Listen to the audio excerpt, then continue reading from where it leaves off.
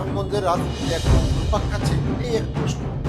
এবার সরাসরি নারায়ণগঞ্জ সিটি কর্পোরেশনের প্রশাসক ও মহানগর বিএনপির আহ্বায়ক সাখাওয়াত খানকে লক্ষ্য করে গুরুতর অভিযোগ তুলেছেন এনসিপির নারায়ণগঞ্জ মহানগরের সাংগঠনিক সম্পাদক জাবেদ আলম।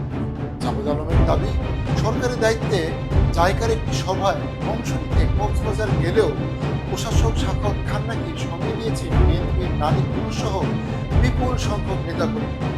তার অভিযোগ, অনেকেই বিমান ভ্রমণ করেছেন এবং অবস্থান করেছেন কক্সবাজারের একটি 5 তারকা মানের হোটেলে। প্রশ্ন তুলেছেন, এটা কি সরকারি সফর নাকি দলীয়?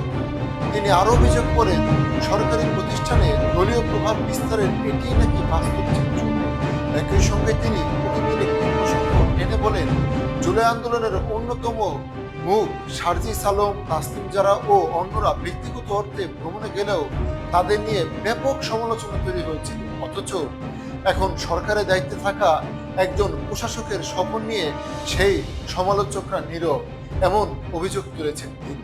এখন সবচেয়ে বড় প্রশ্ন হলো, সরকারি সফরে ঠিক কতজন অংশ নিয়েছিলেন, তাদের পরিচয় কি, সফরের পুরো ব্যয় কে বহন করেছে, সরকারি অর্থ ব্যয় হয়েছে নাকি ব্যক্তিগতভাবে সবাই খরচ করেছে, সরকারের দায়িত্ব পালনের বাইরে দলীয় কর্মসূচি বা সফরের কোনো অংশ ছিল কিনা, এসব প্রশ্নের স্পষ্ট উত্তর জনসাধারণ জানতে চায়।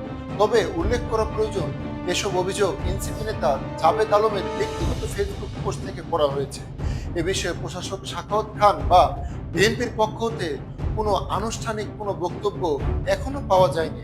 তাদের বক্তব্য পাওয়া গেলে সেটিও সমান গুরুত্বের সঙ্গে প্রকাশ করা হবে, কারণ জনগণের টাকায় পরিচালিত যে কোনো সরকারি সফর স্বচ্ছতা ও জবাবদিহিতা নিশ্চিত করা শুধু রাজনৈতিক বিতর্কের বিষয় নয়, এটি একটি জনস্বার্থেরও বিষয়।